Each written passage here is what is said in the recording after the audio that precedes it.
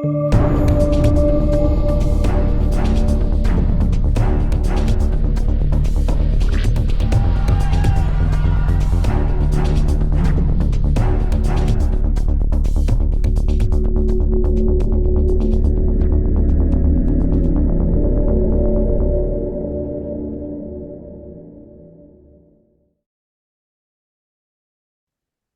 evening and welcome to another exciting episode of Triple Tap. This is episode number 51. I'd like to welcome everybody to the call this evening, and I'd also like to have my two co-hosts here with me this evening. You'll notice that Lance is not with us. We have Kent, and we have Cole filling in for Lance this evening. So welcome, gentlemen. How are you both this evening? I'm fine. Very well. Me first. Excellent. Okay. Cole, generally we just ask the guys what kind of a week have you had.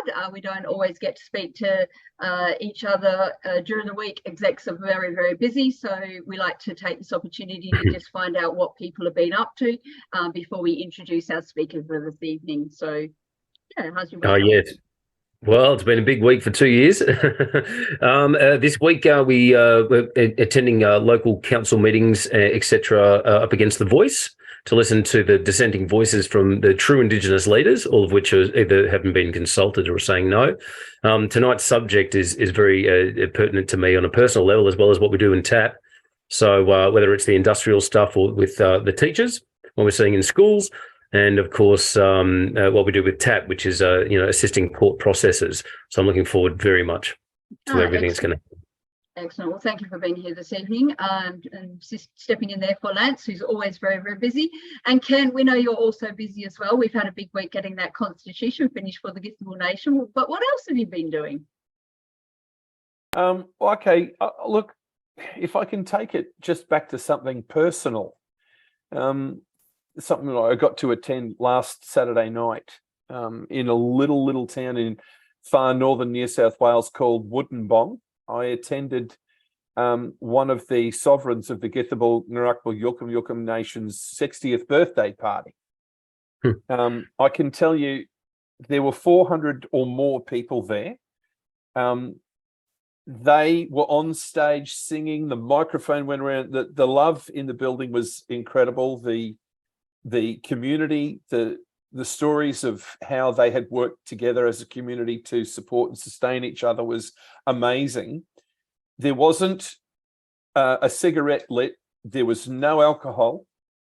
And from the stage, every song was a Christian praising song. It was absolutely, totally amazing to be there. The love that was in that building was spectacular. And it was just a time of reinvigoration and a really good time for the community to come together to celebrate Uncle Mull's 60th birthday.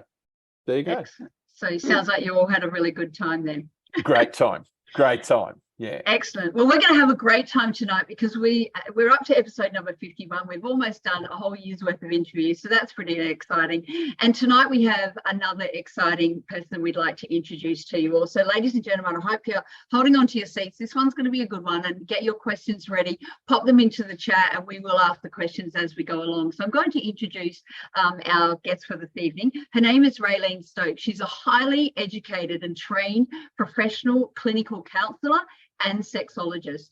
She has worked as a therapist for over 25 years, holding a Bachelor of Social Science degree in counselling and a master's degree in health science and sexology.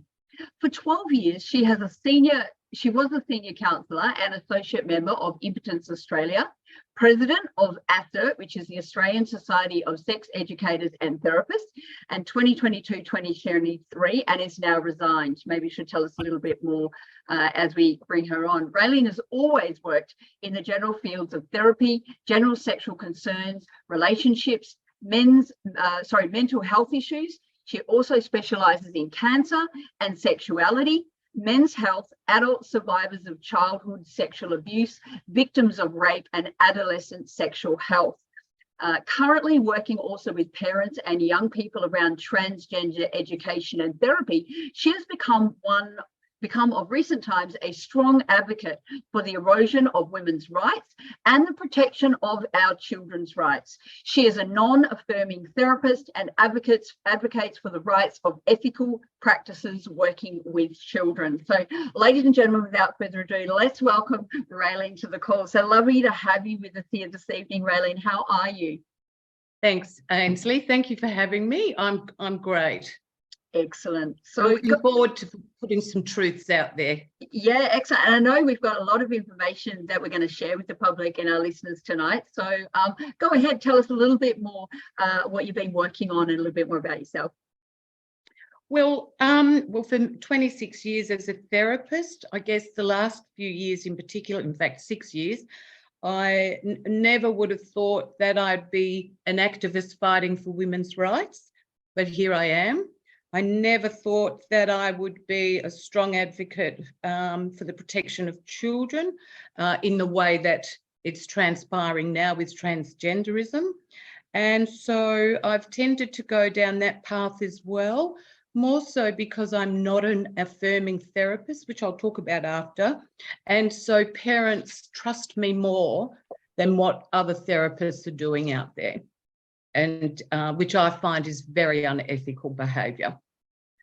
And so tonight, really, I'm very tired and worn out, like hundreds of thousands of other people around the world, with having to fight for the rights of women and not getting anywhere. So life's changing in the therapeutic field. Hopefully it'll go back to some ethical stance, which we're seeing, but really not many people in the community know that women have no rights in this country. And I'm flabbergasted because mainstream media won't print the truth. And so in my field over the last 6 years, I've been personally involved with transitioning with a family member, so I know what goes on.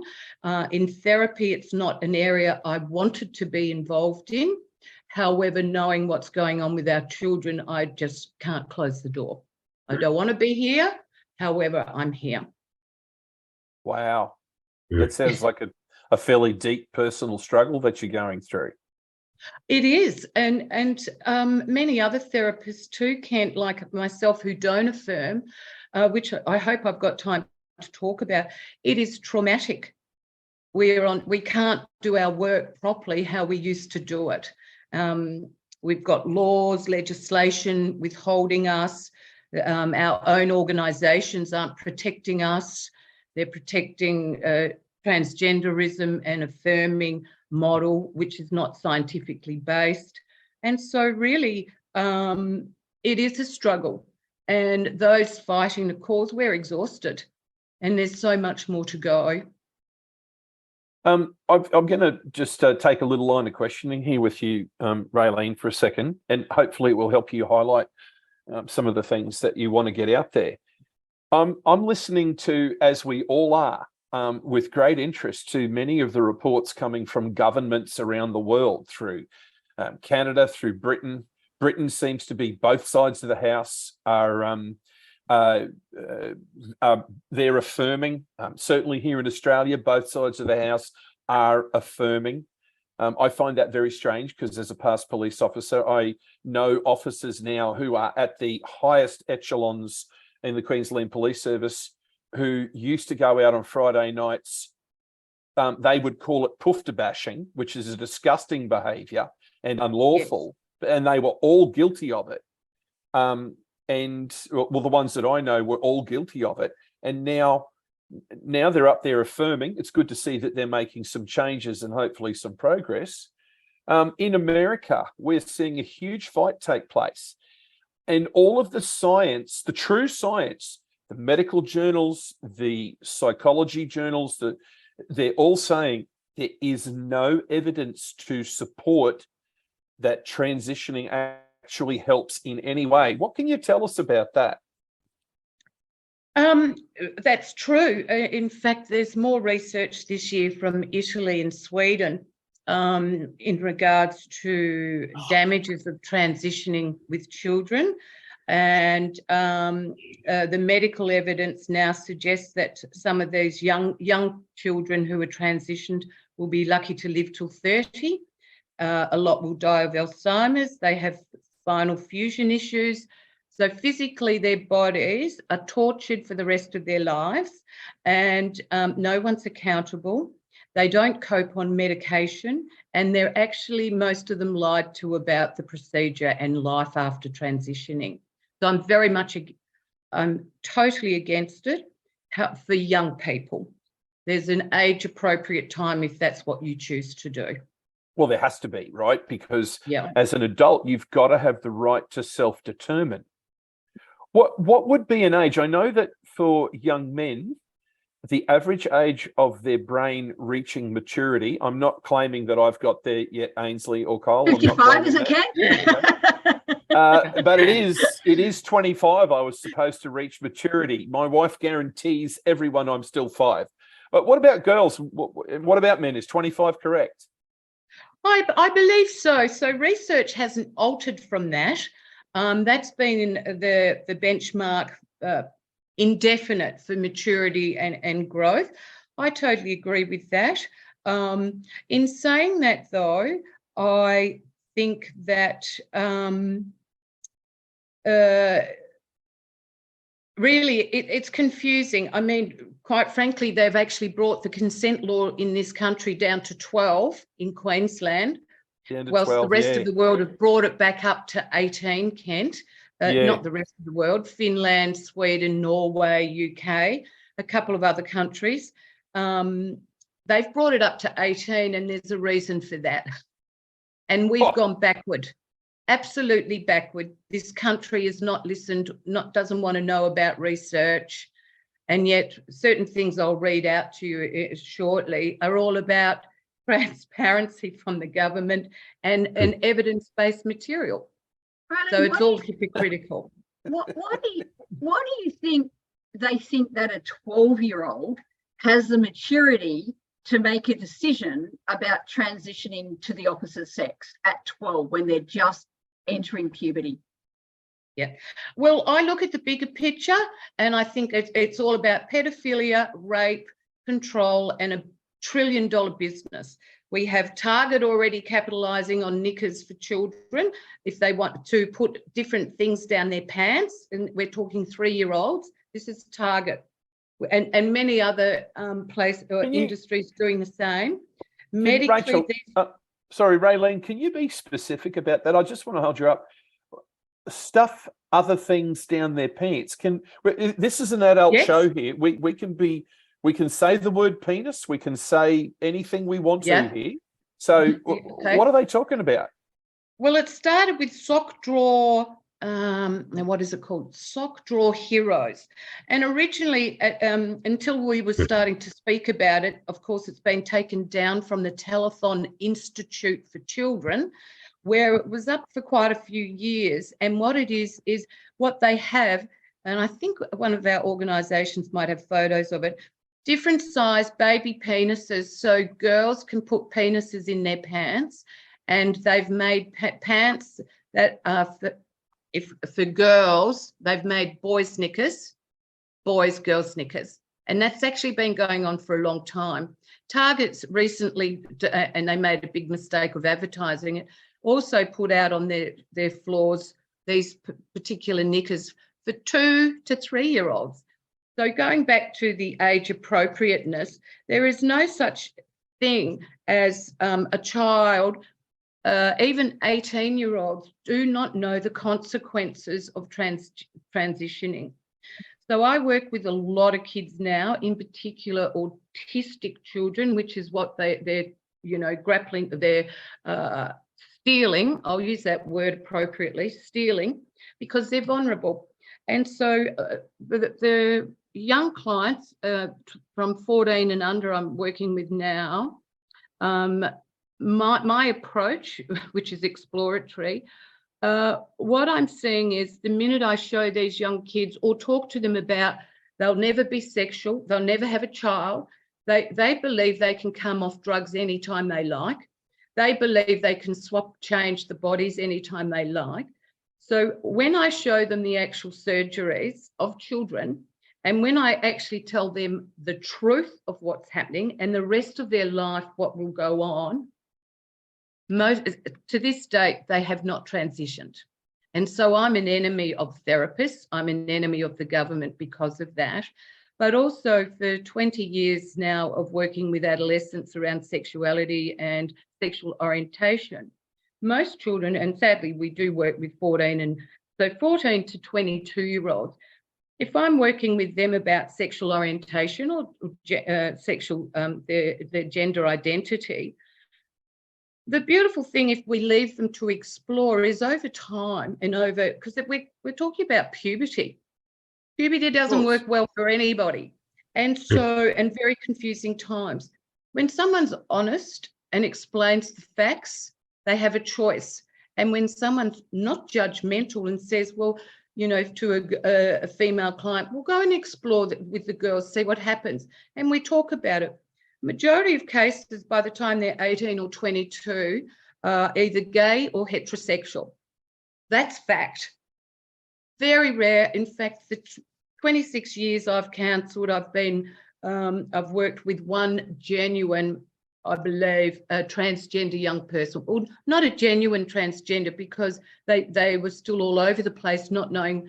One minute they wanted to transgender, the next they didn't. And this is what I'm finding out. These people, you know, they've got all of these years of confusion going in and out of exploring who they are. And I feel the opposite to therapy, where if we affirm, they believe if we affirm, we're as in the Australian Psychological Society, we're helping them, we're not discriminating.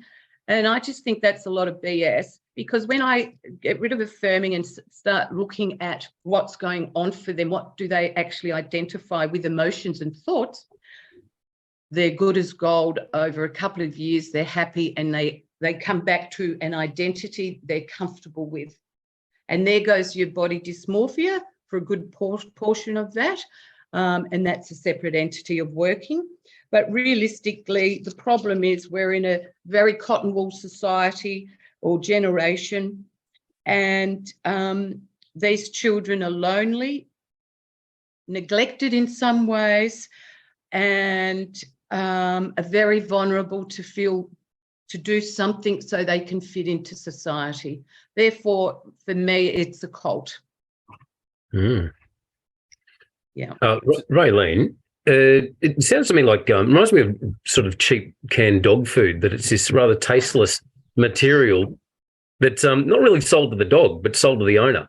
And you're finding it starting with the parents, this confusion. I mean, obviously there's going to be biological influences here, but you're finding that it's also the parents are playing a large part in this. They're buying the things from Target, are they not? And Yes. And in so saying that there's a two-pronged attack on both the child through the schools, etc., and persuading the parents, who I would say have probably become quite suggestible over the last few years, with the idea of what is and isn't evidence-based, and we all know what I'm talking about there. What language is being used from the Psychological Society to sort of convince people to maybe, there's ambiguities or misconceptions or misrepresentations? As far as I'm concerned, Cole, nothing. And I say that because I'll go into the therapy side as well. It's really a catch-22. This I wasn't prepared to go into this topic tonight, but I believe parents are a big portion of parents we can throw blame to for their enticement, for perhaps wanting their child to be the opposite gender. I believe parents have a big role there and a responsibility which we do not look at. We're turning a blind eye to. So your question is so appropriate, Cole. But alongside that, what we do know is the teachers' influences. And so, and I don't have the recordings, which would be amazing tonight, but we do have a recording of a teacher telling children who aren't conforming to the new gender norms of transitioning that they need to find another school.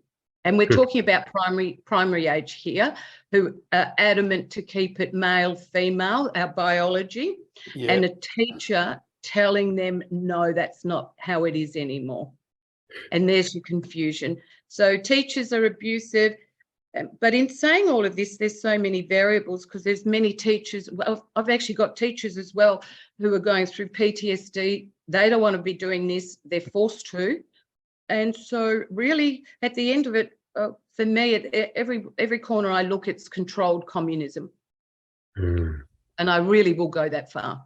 I'm beyond totalitarian. Look, it definitely is. And it's definitely authoritarianism. And all the other isms. There's no two ways about that. When our pharmaceutical companies wanted to push NutraSweet and artificial sweetness, they had teachers in Queensland and across Australia, and of course the rest of the world, because we've seen that we are in sync. We're stuck in this trap where we're working together with these countries because we're controlled. They had the teachers start to teach children in primary school that low fat and sugar-free was a healthy way to go. And of course, those of us who were even slightly interested in health knew that sugar-free was a problem. We knew that low fat was a problem, low healthy fat. You've got to have plenty of healthy fats. And fantastically, the teacher who was grading my eldest child at that point in time on his assignment was massively overweight and advocating for sugar-free and low fat. And he was eating high fat and very low sugar and certainly no artificial sweeteners and was extremely healthy. So we see this control. It's pervasive in our everyday life, everything. They want to control us everywhere. Raelene, who is speaking up about this? We know we've got parents talking up. We know we've got ex-teachers talking up about this. We know that Pastor Paul and that his crew are definitely engaged in fights in court over this. Right. Who's speaking up about this that you're aware of?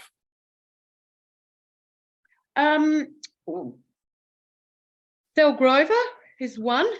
So she's the person who's in trouble at the moment. She's been a well-known spokesperson for this and in the courts. Kira Lee Smith from Binary. There are a lot of people. Kira Lee Smith and from Binary. From Binary. Yeah, and Sel who's the other Grover. One? Sel Grover. Let's share those screenshots, Raelene. Okay, so Sel Grover's got an app called, that's Kira Lee Smith. So we can stay here. So Kira Lee Smith is the CEO of binary.org.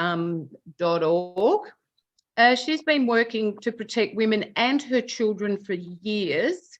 And so at the beginning of this year, Kira Lee was caught out calling a transgender woman a man because he has a penis and saying you're a man, not a woman. She is now charged and pending that we don't know yet whether she's going to jail. This is a single mother with children.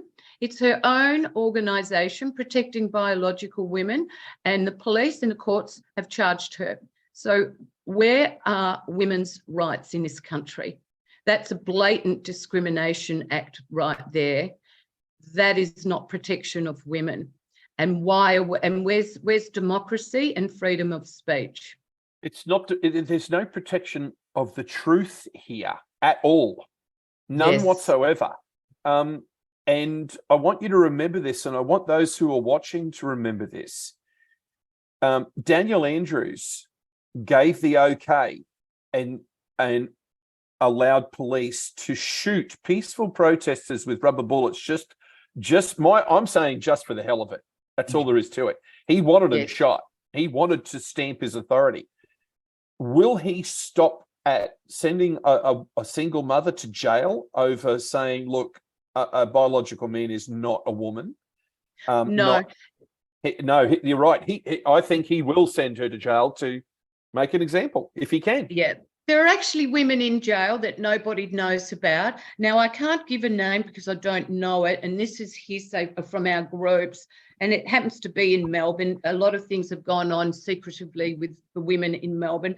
Women are being locked up. I believe there's a therapist who's locked up there for voicing her opinions. We've got, so Dan Andrews, in regards to therapists or women's rights, therapists can be locked up for 4 years and a $200,000 fine if we don't affirm and we upset transgender women. That's fact.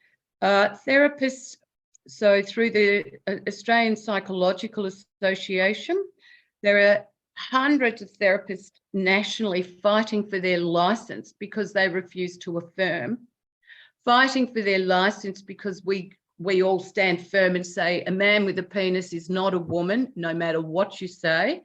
And I also, under Mark McGowan's rule, because I don't affirm and I'm outspoken, also run the risk of being locked up, jailed, and or a hefty $200,000 fine. So this is all snuck in through legislation, in actual fact, since 2018. So we can't blame COVID. This was way before COVID.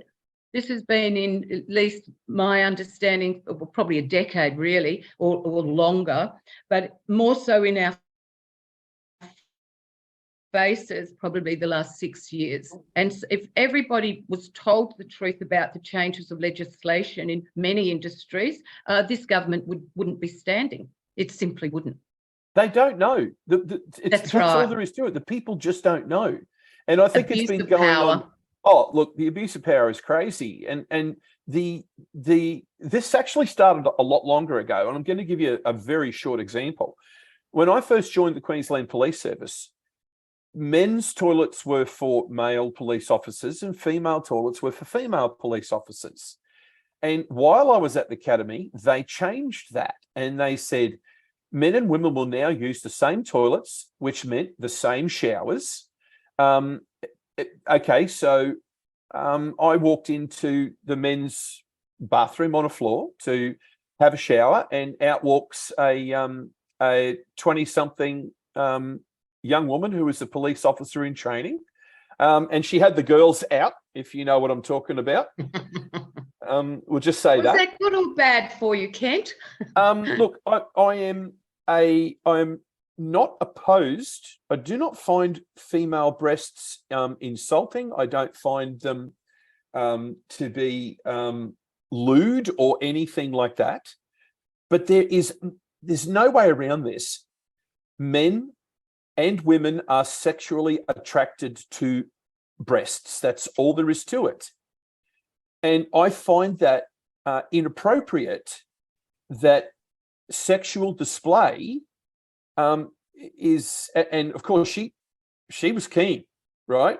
I don't think she was keen for me. I think that she was keen for someone else who was actually had entered the bathrooms with me. Another male police officer who was young and much better looking than me. However, the simple fact is it started all way back then. We're talking 1993. That's when the government in Queensland, at least, decided to change men and women's bathrooms to be the same.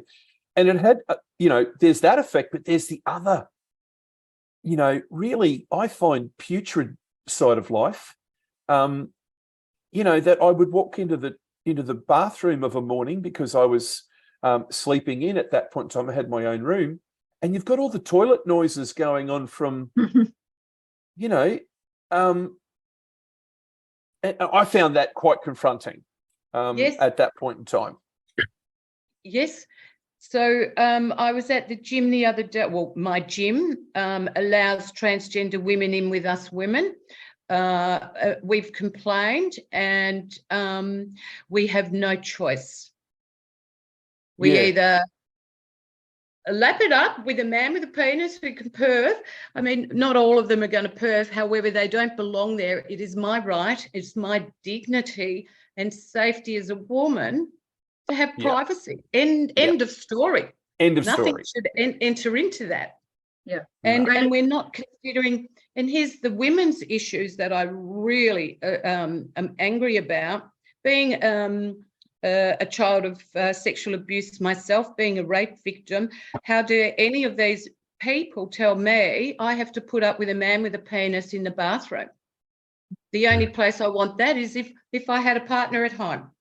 Yeah. But it is. Raelene, we've got a question from one of our viewers. What are your thoughts on the push now to announce people's preferred pronouns?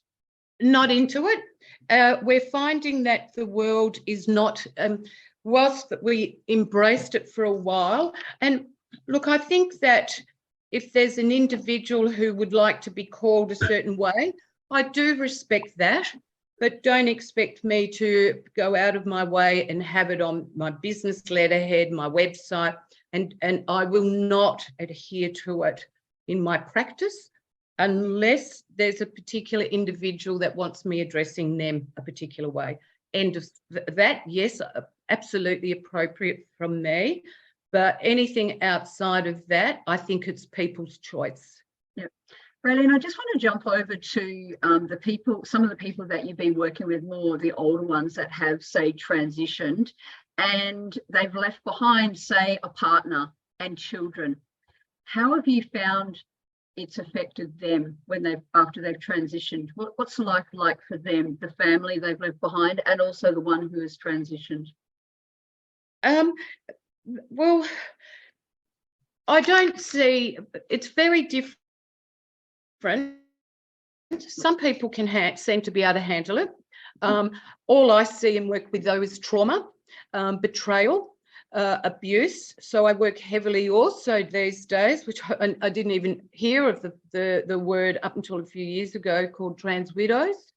And so these are also women who in some cases, my cases, have been abused physically, sexually, and the destruction of trans widows is disgusting and deplorable.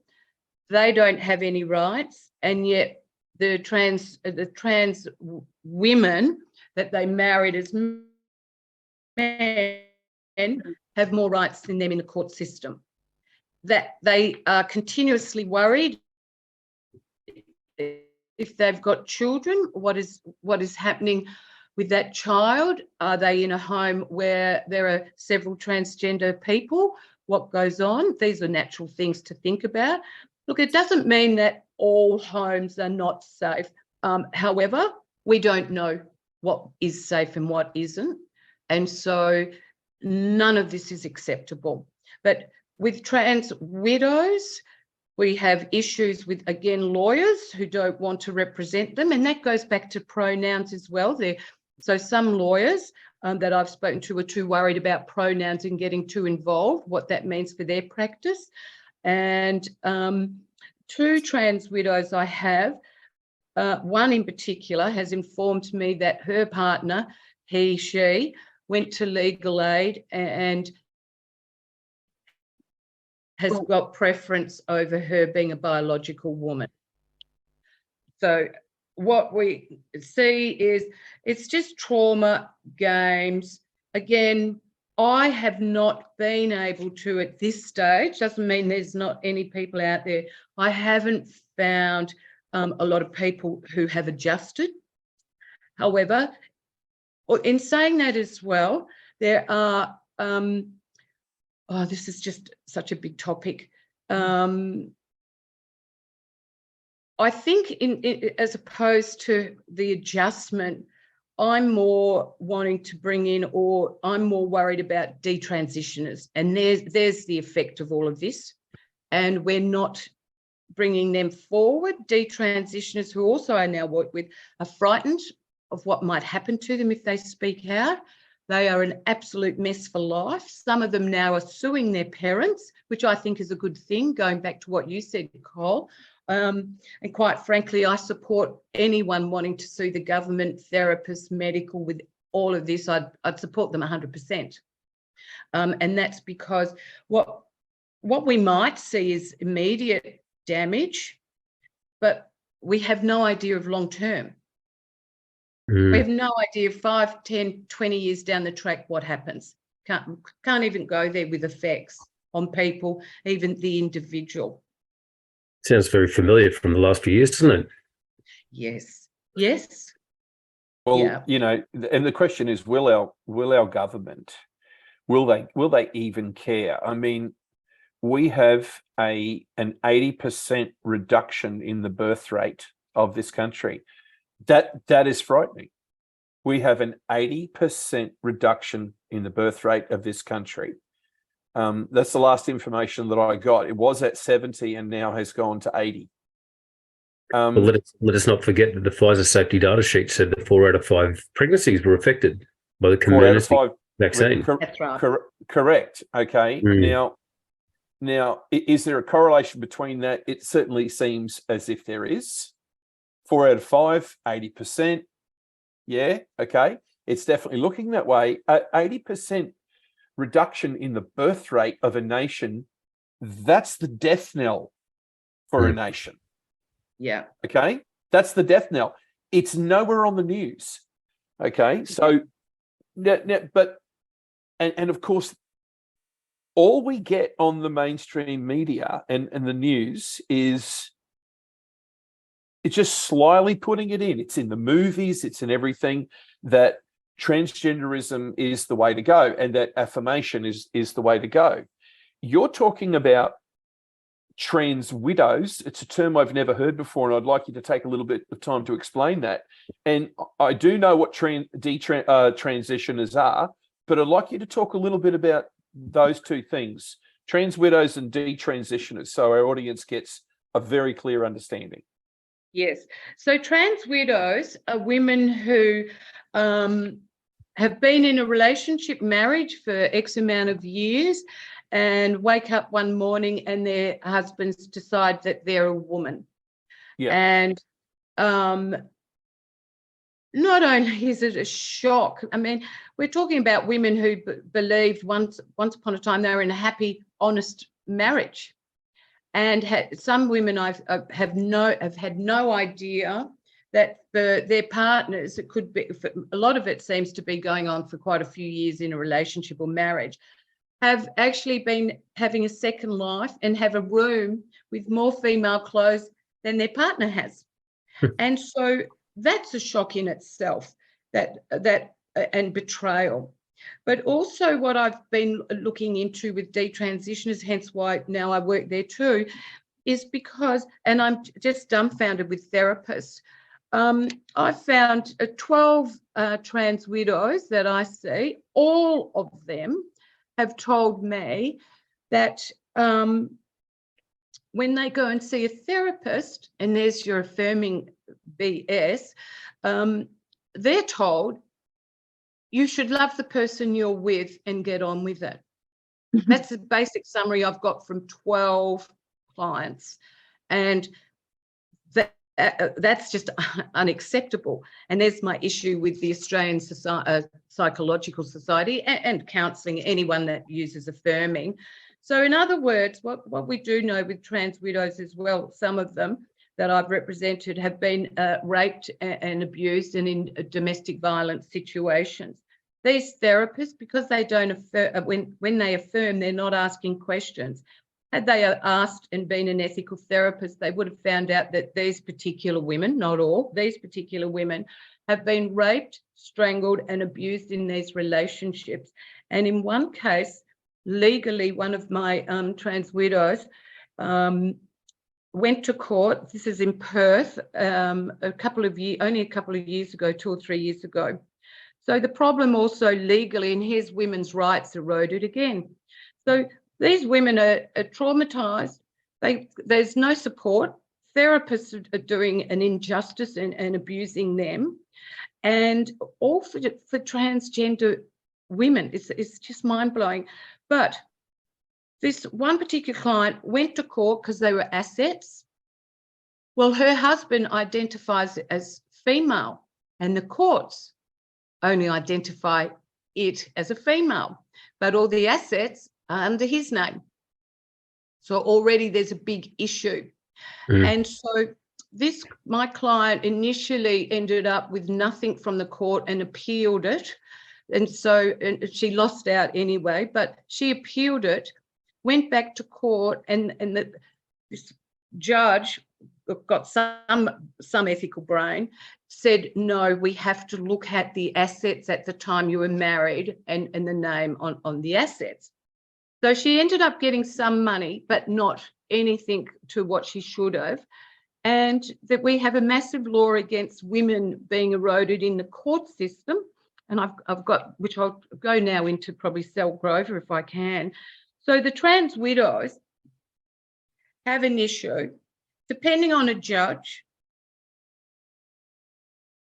a transgender woman can become anything they want and still keep the past. If we can focus on that, what you just said, okay, so these laws, this ideology is causing huge social upheaval. And I'm going to get a little bit ridiculous here, but just to point something out. I am 100% male. That's all there is to it. I am heterosexual. I am a one girl boy. I'm utterly in love with her. However, under this ideology, I can simply come out and say, I am a woman who is stuck in a man's body, but I am a lesbian. So I'm a male-bodied female lesbian who's interested in women. And luckily I've got all the right tackle and equipment, but they can't stop me from going into women's private spaces and gyms and checking them all out. The 20-year-olds, if I'm a completely sick scumbag, the elderly, anyone, I can go in, I can check out little children. This is the type of danger that we've got now for thousands of years, and a lot longer. You talk with evolutionary biologists, and they'll tell you it's millions and hundreds of millions of years. We've been male and female, and that ain't going to change anytime soon. Now, we don't want to discriminate against people. We want to have a solid community. And if I've got a man who wants to dress as a woman next door to me, because that makes him feel whole and proper, which probably won't, but whatever, that's his call. I'm going to call him what he wants to be called. I don't care about that. Yes. I'm absolutely, totally for community, that we all work together. So the solution that their ideas that they're pushing as solutions are destroying families, destroying women's rights, destroying men's rights, okay? Destroying men's rights, they're destroying children's rights. We've seen it affecting women in sport. It's and now you're telling me it looks as if terrible crimes that are happening in serious domestic violence, where trans widows are being raped, bashed, etc. That those crimes are they going unanswered? These women are suffering. That's right. Terrible, they're going That's unanswered, right. uninvestigated. Yes, Kent, that's exactly right, because no one cares about the woman. It's the poor transgender woman. And so with that, what we're also seeing is, so sometimes what will happen there is some trans widows, and not all, I believe, can put in a compensation claim through the court, and the government give them a tiny payout. End of story. No charges, no accountability for the other person. Transgender women have it over everybody. They're men. I'm just going to call them men because they make me angry. Although I do agree with you, Kent. Look, I don't have, if you want to dress, a man wants to have a dress on and sit next to me, I don't have an issue with that. No. Don't come in my space. Don't go anywhere near children. I don't care. They're our private spaces. Bugger off. And why are you so interested in our spaces? I don't hear any of them fighting for unisex toilets. Why do they want female? Fight for unisex. That's what it's about, and leave male and female toilets alone. I've watched a few clips on YouTube, and it's in this country, and I hope I can find it actually to pass it on. And we've got school children, girls, begging you, me, all of us adults to help them here. They put it out this year. No one's done anything. It just makes me so upset because our children are not being We're losing you a bit there, which Raelene. way they look. We're normalising them. Pardon? We're losing you a little bit there. Your internet was breaking up a little bit. What's it going to take then for people to step up and do something about this and really fight for these private spaces, you know, for women and children? And what's it going to take? It's the $1 million question. We have sent hundreds and hundreds of letters to all politicians, all parties, state and federal. We don't get responses. Sue Ellery in Perth won't even speak to women's organisations, yet she's there for women's interests. Sue Ellery made in 2018 exempt for drag queens for police checks against children. So really it's, quite frankly, we need to get rid of this government. That's right. Yes, Sue Ellery, our politician who's supposed to protect children and women's rights, made in, and I've got the legislation, in 2018 made drag queens exempt from police children checks. How was that? And there is discrimination. That's a crime. Your face. That's a crime. That is a crime where children suffer. So we need to go after her. We need to prosecute her. She won't talk. I'm open to solutions. We really, we don't know. When I say we, there's several organisations here. We're national, and there's tens of thousands of us. All we have is to talk on amazing shows like this to get the word out. Mainstream media is, you know, I'm going to call them, they're a bunch of pedophiles and rapists for a lot of them. I don't care saying it. It's, you know, that's how it is.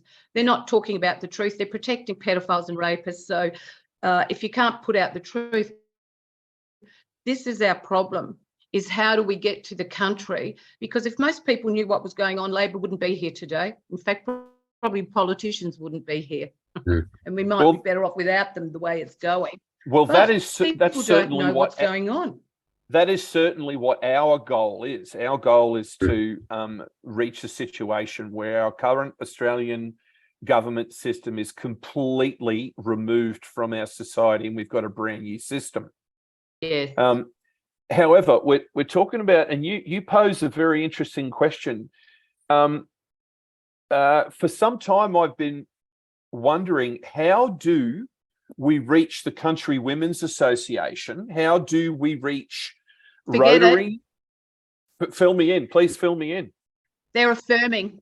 They're all affirming. They're all, so the International Women's Group and the Business Women's Group all affirm and include men with penises. All these organised, and I don't know, part of me thinks because they're too scared of being sued.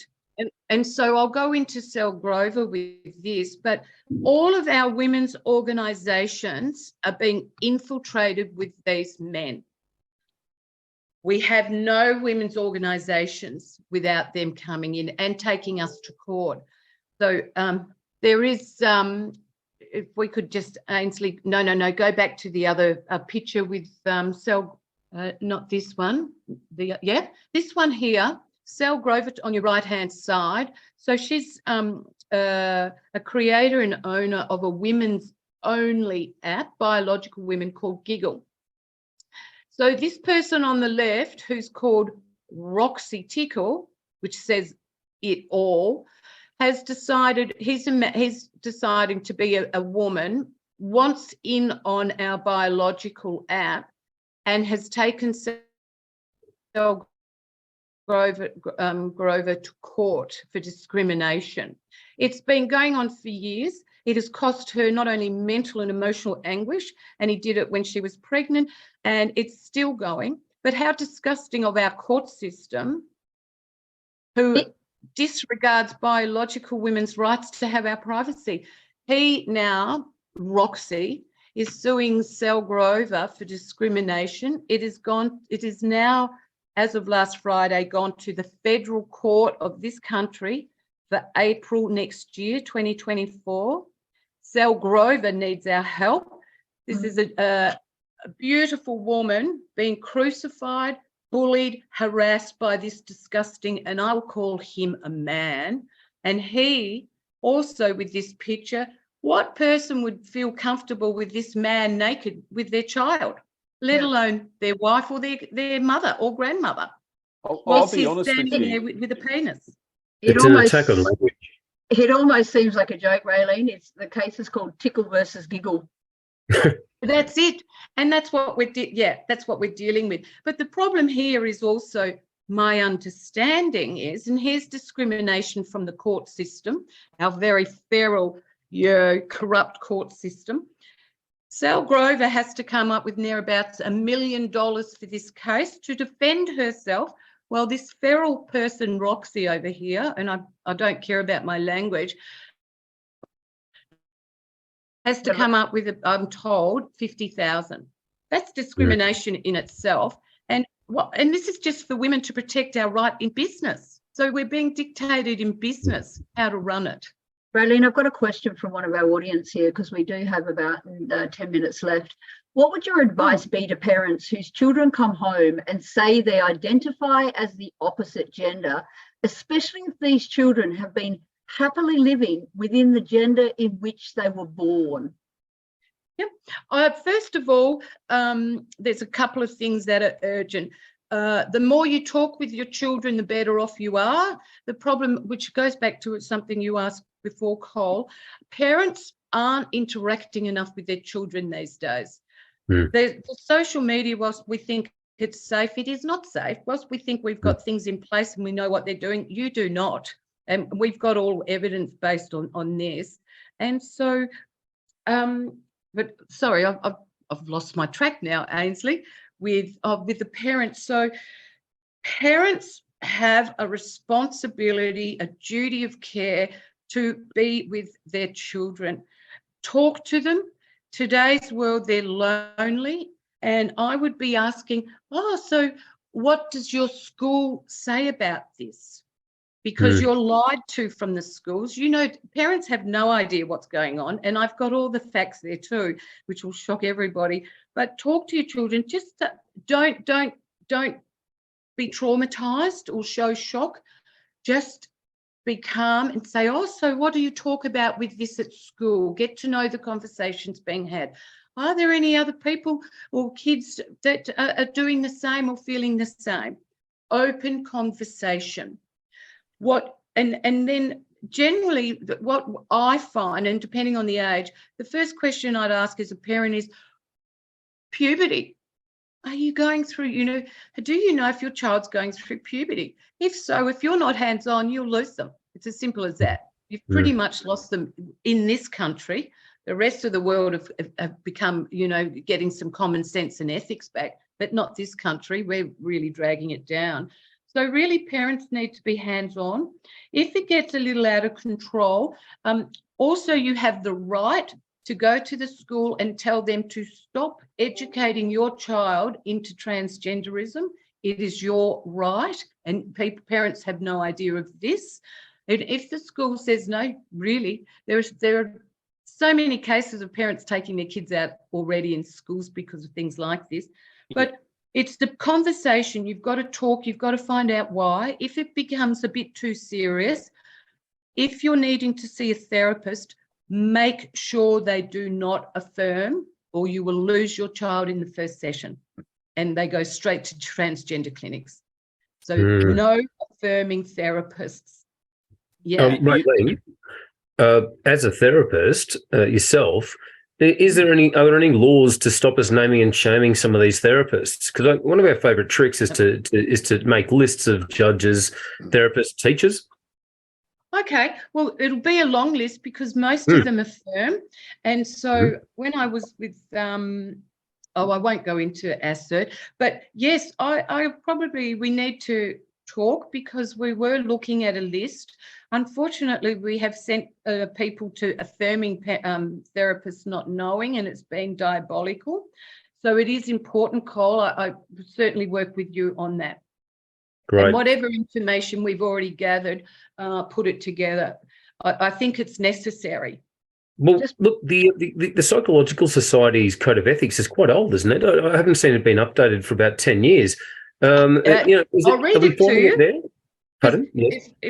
If we've got time. So this is the Australian Psychological Society. It's very confusing. The affirmative model puts its faith in a client's self-declared gender identity, regardless of birth, sex, and endorses early social transitioning for children, as well as medicalised gender change for adolescents.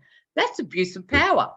Right there. This is our Australian Psychological Society. So here they are finally, it's a load of rubbish, Cole. They're finally deciding that they have to relook at it, because the rest of the world are now banning it, or have banned it. And so what they're doing is affirming approach. Where am I?